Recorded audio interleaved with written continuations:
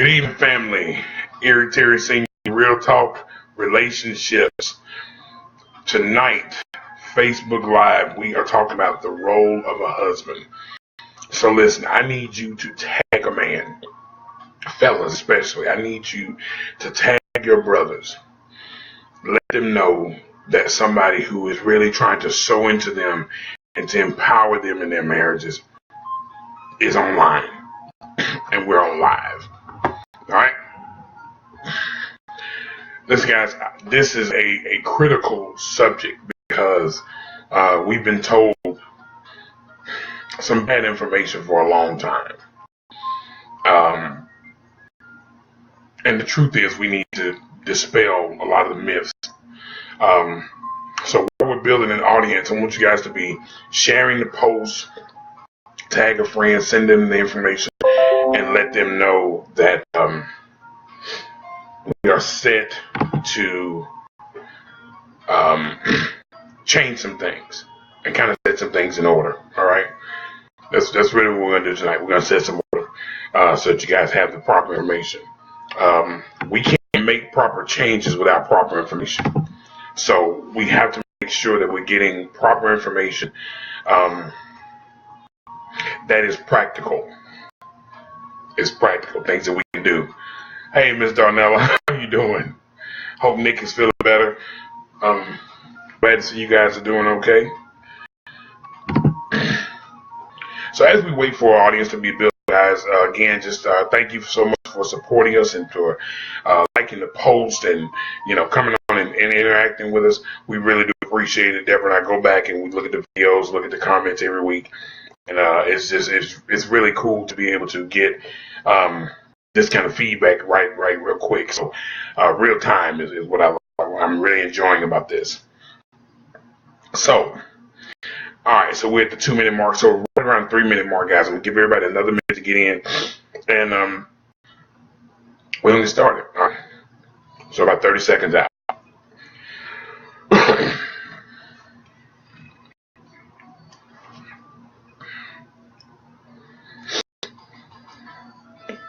Oh man, the role of a man. Man, I know this is gonna be some good information. Hey, Mr. Mika, good to see you. Thank you, bless you. Darnella, tell Nick we are on our way. Mike, what's going on, man? Mr. Jackson, man, glad to have you back with us. Appreciate you for sharing the post. All right, guys, we're at the 3-minute mark. This is Eric Terry Senior with the Real Talk Relationship. We are live. It is Tuesday, April 25th, 6:34 p.m. We are live. We're talking tonight about something a little different. Usually I'm tackling relationship issues as a whole. Tonight, I'm being specific for a purpose. I want to talk to my men. I want to talk to my brothers because a lot of them are struggling with some of the same things that I struggled with early in my relationships. Guys, we need to fix this. We need to change it. So I'm going to do all that I can to make sure that you are informed properly. Let me be real honest and real transparent. Hey, pal, Travis, how you doing, man? Good to see you. I almost said that name you had changed to Potentate. You wrong, boy. Anyway, listen, here's the truth in a nutshell. For years, we have been told that the role of a husband is to provide and to protect. Don't get me wrong. Those are true. Those are good, valid things. But that's not all. It's got to go deeper than us just providing and protecting. Now, I'm going to use those two terms, but fellas, I need you to take some notes tonight. I really need you to get this in your spirit because hear what I'm about to tell you. Please hear my heart on this. These are some of the things that God had to deal with me on. These are some of the things that God had to call me on the carpet and say, brother, I need you to grab a mirror. Carlos, how you doing, man? Good to see you. Listen, guys, this is that God had to get in my face and say, You're wrong. I need you to fix this. All right, so here we go. Let's get started. We were told that if we protect and provide, then we've done our job. And what I want you to know is that's true and wrong at the same time. We must protect and provide, but that's not all. And again, I'm going to use those same words to show you something else here in a minute. So let me tell you how we got to that. Everybody remembers the movie The Color Purple, right? All right. On The Color Purple, Mr. goes to Celie and Nettie's father and says, I'm looking for a wife. I'm looking for a wife. I want to marry Nettie. The dad says, no, Celie's the oldest. I got to marry her off first. Mr. looked at Celie and said, I don't want Celie. I want Nettie.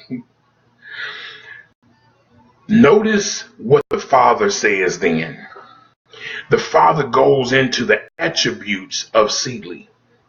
He says she can cook, she cleans house well, and she'll be a good mother to your kids. If you remember, Mr's wife had passed away, left him with all these kids. So he needed a wife to help him raise these kids. Listen to what I'm telling you, fellas. During this time, this was an arranged marriage. This was a business deal. Now, ladies, I know some ladies on here watching. Don't get it twisted. But listen to what I'm telling you. Mr. was coming to the father to make a business deal because he came with a dowry. If you look up what a dowry is, a dowry was what the price that a man paid to a father basically for his wife's hand in marriage. This was a business deal. He needed somebody who could help him raise those nasty, raggedy, nappy-headed kids. He needed some help. He needed a helpmate. All right. There was nothing in that marriage about love. There was nothing about emotion. There was nothing about romance. There was nothing about forgiveness and how you care. He didn't care. It was a business transaction. Now, y'all need to be careful, ladies, especially you need to be careful because some of this stuff y'all are watching on TV, all these women that you're seeing on TV that are doing this, real talk, I put my own, so I speak it. Atlanta Housewives and the housewives in Orange County and Beverly Hills and all this stuff. Listen to me. Half these women ain't done nothing. They married men with money, and it's a business transaction. Now they're using the money to gain fame. And half of them are leaving their husbands in the process. I'm telling y'all, I don't watch these shows. I'm telling you, I haven't seen enough of this to realize what's going on now. And what they're doing is setting themselves up. Fellas, this is where things have to change for us. We were told all those things about protecting and providing because in those days, that's all we knew to do. We were never taught anything else. We didn't have to care. We didn't have to be emotionally involved. We didn't have to be emotionally attached. It wasn't about love. Watch this. It was about what you could provide and what you can do. What one person could provide, what the other person brought to the table. He said, hey, I'll provide a good family, a good house for you. You come help me take care of these kids. I'll take care of you. It was a business transaction, y'all. If your relationship has not grown past the business transaction, you don't need to be married. Not in this day and time. This is a new day and time. Please understand, fellas, we have got to get beyond just protecting and providing. We're still doing those two things, but watch this. Let's show you something. World War II comes along. The men go off to fight. And basically we're losing. We need some fighters. We need some men. So they start drafting all these men. They get the men in. The ladies now have to step up into a role that they've never done. They have to go to work. There are no more at-home moms. They got to go to work. They go to work doing the jobs that the husbands were doing before they went to war. Now, watch this. While they are away at war, somebody has the bright idea of daycare. Because now the fathers are at war, the moms are at work. Who's keeping the kids? Somebody's got to get paid. Somebody comes up with the thought of daycare. All right, now, bring it back. The war is over. The men come home. Their wives have their jobs. They can't provide. The wives are driving themselves back and forth. Mind you, there were no there were no automatic transmissions during those times. It was manual. A lot of women didn't know how to drive. But guess what? When the men left, they had to learn. So now, watch this. Everything that they told you made you a man has now been taken from you and is being done by your wife. Come on. Think about this, guys. This is where the dynamic of the family shifted. This is where it changed. Now we're in a place where you have women who make just as much, if not more, than the men. So when it comes to a man providing, is it about the amount of money? Does he need to make more than the woman? No, that doesn't have anything to do with it. Y'all need to get off that. That's not it. Okay? Listen, it's deeper than that. He's providing, but he's providing in a way that it changes everything around him. Now watch this, fellas. Here's one of the things that you're supposed to be providing. Your provision now is not just financial. Your providing now goes beyond your paycheck. Your providing now goes beyond the housing that you provide. Now she needs you to provide some emotional support. Now watch this. This is how the world has screwed us up. Because the world has told us, if you a man, hold on to your emotion. Hold it in. Don't you cry. Walk it off. Man, whatever. Because at the same time that they're telling you to hold it in, now we're supposed to know how to help our wives let it out. What? How are we supposed to emotionally support somebody when we can't support our own emotions? Come on, somebody. It's got to be deeper than what you provide. You got to be able to provide some emotional support. Now, you got to be able to provide some mental support. If she hears your name and thinks about you and she gets nervous, wrong, something's wrong. That's control. That's fear. No. That's not what I want my wife thinking. If somebody says, here come Eric, I want her scared of what's going to happen. No. When my wife hears my name, this is what I want to see. When my wife hears my name, I want her to say, yeah, there come my baby. Because she knows I got her back. She knows I support her emotionally. She knows I know how to support her mentally. Does that mean I'm not supporting financially? No. I'm still providing financially. My wife and I got married. I said, you tell me what you need to make this work. And that's the amount I give her.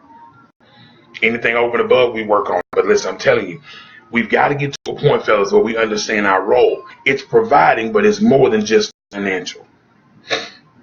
It's providing security.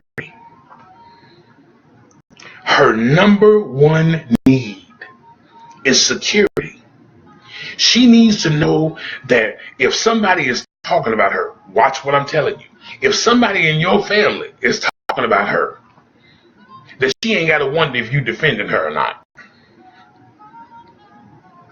Watch this. She needs to know that if somebody in your family, like your mama, is talking about her, that you can go to your mama, get in her face and tell her, watch your mouth, that's my wife. I said it. Tell your mama I said it. I'm telling you what needs to happen.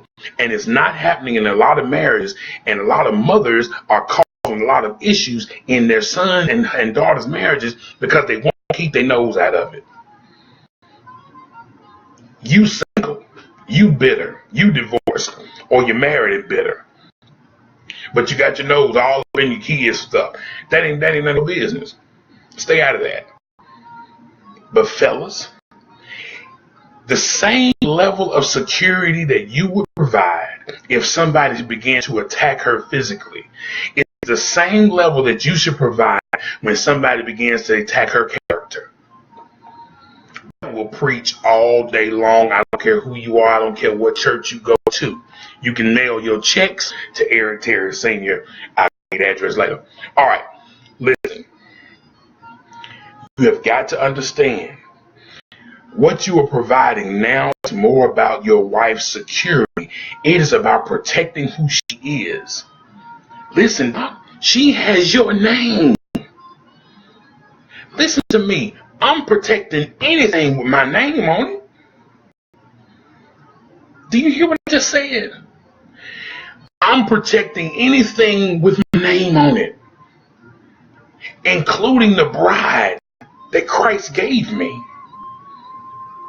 So listen, man, my wife knows it. She tell me, she said, man, when I'm with you, dudes won't even look at me. They better go and get a quick look and turn your head. Cause I'm gonna bust you dead in the back of your neck. You say some crazy. That's my boo. That's my baby. So yes, I got her back. Yes, I support her. Anybody attacks her, they gotta attack me. It's on and popping. Let's go. I'm a preacher, but don't push me. I'm sorry, I had a Tupac moment. All right. So listen. It's about providing protection. Providing security, providing financial security, emotional, mental, physical, spiritual. Let me talk to the brothers who are not in church. Please do not take this wrong. I understand why some of you aren't in church. I'm a preacher. I'm a preacher's kid turned preacher. Trust me. I know exactly why some of y'all ain't in church. And I don't blame you. But listen to what I'm telling you. In order for you to lead the way God has designed you to lead, there is a level of responsibility that you can only get and gain information on how to do it in a spiritual setting. You have got to have a spiritual father, somebody that's pouring into you spiritually. Because watch this. And I'm telling you this from experience. My brother Corey Prater is on here, and we talk about this, several times. When you are anointed and in ministry, it does not matter what you look like. There is an attraction that comes to that brother in ministry by women who are looking for a man to lead and initiate in a spiritual sense. Let me just tell you, preachers become real attractive to women who are single and women who are married and don't have a man that's in church. It's not how they look. It's an attraction to them spiritually. Look, it is a connection, something that they are sensing that they need, they're longing for, and they're not getting it at home, but they see it on that pulpit. So a lot of preachers have overused it and didn't use it properly, and did not talk to those single women, and did not talk to those married women and be real with them. They took advantage of them. So some of y'all feel like you can't go to a church because of that. Man, find you another church. You hear what I'm saying? Pray about it and ask God to send you somewhere that's going to lead you. But in order for you to lead God's way, you have got to get God's principles in your hand. So yes, you're providing spiritually, you're providing emotionally, you're providing mentally. Listen, quit bashing her and talking about her, telling her how evil and how wrong and all this stuff. Everything out of your mouth to her is negative. You can't do it. Listen to what I'm telling you. You can't do it. If you are constantly downplaying and saying something negative to your wife or about your wife, what does that say about you when somebody else does it? What do? You've got to know the difference. You've got to provide something. That woman needs security on such a level, excuse me, that no matter what comes her way, she knows my husband has my back. Fellas, if your wife cannot say that she knows without a shadow of a doubt that you've got her back, you got some work to do. Does it mean that I'm perfect and that I got it all figured out? No, but listen to what I'm telling you. I know I've busted my butt for 10 years to make sure that Deborah Michelle Terry is the happiest woman on this planet. I have made that my life's work. Because I can't tell you how to help and fix your marriage if mine is jacked up. We done spent enough of that mess. Listen to what I'm telling you. Listen to what I'm telling you. Now, we talked about the provision. She needs to know that no matter who the attacker is, that you've got her back. But you can't have her back if you're the one that's doing the attacking. Brothers, God's going to hold us accountable for how we treat our wives. Please hear what I'm telling you. God is going to hold you accountable for how you treat your wife. Now, let's get to protecting. Do they need you to fight for them every day? Not physically. I hope to God ain't nobody trying to attack you physically every day. But she might need you to protect her emotionally. In other words, guard her from any negative stuff that's coming to her. Some stuff she needs to know, but there's some stuff you don't even need to let come to her doorstep. I kind of imagine it, you standing there with a tennis racket, and every tennis ball that comes in her direction, your job is to make sure it gets nowhere near her. So your job, pow, knock them back. You are her security. Okay. Now, not only are you providing this security, are you protecting her that way, but you're also protecting her from you're protecting her from the other woman. Listen to me carefully. You two, the two of you, have to make sure that you affair-proof your home. Now, ladies, some of the responsibility in this lies on you too. Okay? But let me explain something to you. Fellas, at the end of the day, it is on our head if we don't handle what God gave us properly. If your wife is not doing something and you have asked and you have prayed and you have talked and you just blew in the face and nothing has happened, you keep praying, you keep talking, you keep asking. Because listen to what I'm telling you. Just like what you're asking God for, the enemy will send a representative of that. He will send you something totally different to make it look like it's something that God has sent. You have to be careful. Protect yourself, brothers. Don't even put yourself in some of these positions. Because listen, let me be real. And I don't mean this by any of the women that are on this post, because I know them personally. But let me tell you something. There are a lot of women who are looking around waiting on your marriage to fail. They waiting on your marriage to fall apart. They waiting on the next moment they see you mad, fellas. So they can come in and try to nurture and see what's going on and comfort you. Now, man, you better stay away from that. That's right, Mike. You better listen. You better pray. But listen, not only pray, walk away. Flee, turn around, go the opposite direction. Because listen to what I'm telling you. There are too many women who are looking for good husbands. But for some reason, they think they can get somebody else's husband and he'll be a good husband to them. That's not going to always be the case. So please hear me. Understand, you have got some work to do. This is more about, when I talk to my fellows, this is really about being responsible. Here is something else that our women, our wives need from us. Fellows, they need us to provide that security, the protection, the emotional, all the things we talked about. They're needing all these things. But let me tell you, they're needing you to guard from their past, to guard them from their past. Some of them are struggling with so many issues from their past that they don't know how to manage their present.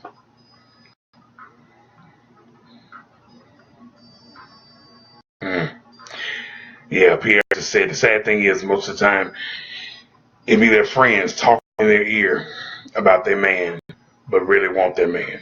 You're absolutely right. Ladies, please understand, you have to guard, and fellas, this is you too. You have to guard who you allow in.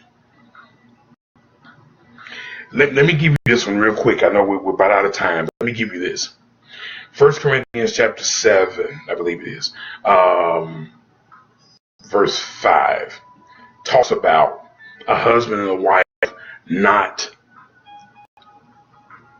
withholding sex from one another, but for a time of prayer and fasting. Now listen to me, ladies. Don't get it twisted. I'm not using that scripture. I'm not giving you that scripture to say, oh, he's just saying we owe the man sex. That's not what I'm saying. But keep reading the scripture. If you keep reading that, the next verse says this. You're doing that for a time so that the enemy, and come back together. Come back together soon. Come back to each other quickly so that the enemy does not have entry. Please understand, when a husband and wife are not communicating, when they are not having intimacy, when there is no romance, when there is no sex, let me tell you what's happening. The enemy is slowly separating them. That is ordained by God. Now listen, I'm not condemning those who are single and having sex. I'm not, because I've been there. Listen, I ain't gonna lie. My daughter was born out before I got married. But what I am telling you is God designed it for marriage. It was designed in a specific place. Because it was designed for a specific place, it had principles and issues and things that came with it in that arena. It's blessed in a marriage. You rolling the dice when you're single. I'm just saying. It's blessed in your marriage, but you are rolling the dice when you're single. So go on, get your dice ready. That's on you. But listen, guys, what our role really is when it comes to our wives is this. They need us to provide leadership. Leadership doesn't mean getting in the front and grabbing them from behind and dragging them along the way for the journey. Leadership means, watch this, leadership in marriage means to be able to initiate something. Don't always look to her to give you an answer. As a matter of fact, watch this, and my wife will laugh at this. I wish I could hear her laugh, because I'm sure she will be in a second. When God plants something in my brain, He put something in my spirit for our marriage, I'll start thinking about something, kind of processing some things, and the first thing I do is go to my wife and say, hey, baby, I've been thinking about doing X, Y, and Z. Here's what I'm thinking. And all I do is plant the seed that God has already given me. Fellas, whatever, she's already laughing, whatever you plant inside your wife, she will make multiply. Listen to what I'm telling you. Whatever you plant, she'll multiply it. If you give her sperm, she has eggs, she'll make children. If you give her a home, a house, she'll turn it into a home. Whatever it is you plant, she'll harvest it and help you reap it. But watch this. If you don't like what you're getting in the harvest, maybe you need to check what you're sowing in the process. Women are made to be receivers. They are made to reciprocate. They're made to be receptacles. But in the receptacle, God has put harvesting equipment. Meaning if you plant something in her, she'll make it grow. Fellas, it's not about you always trying to have an answer, but it is about you planting a seed. Plant one simple seed in your wife's mind. Plant something in her spirit tonight and watch what I tell you. She'll make it grow. But ladies, I'm talking to you now. If you've got a man who is busting his butt to make sure that he is sowing into you properly, don't let old soil ruin your harvest. Man, y'all gonna make me preach in here tonight. Don't let old dirt determine your tomorrow's harvest. Uproot some of that mess, get over your past, and let's move on. Guys, I gotta go. I gotta go. But ladies, please understand, I'll be back next week, Tuesday. And ladies, it's your turn. Yeah, it's time for the wives. So ladies, I need you pick that shoe up, Carla. Pick that shoe up. Ladies, I need you to make sure that you are prepared. But please, everybody on this post right now, guys, I need you to share this. Please, share it over and over and over again. I tag people in it. Your friends, family, cousins, playmate, your enemies. I don't care. Tag these brothers in this. I'm trying to start a revolution, and it's a revolution of men who understand their role in the family so that we can change this mess in our streets. It's too much. It's too much. God bless y'all. We love you. Don't forget again, next Tuesday, 6:30 p.m., we'll be back for more. You guys have a great week. Be blessed.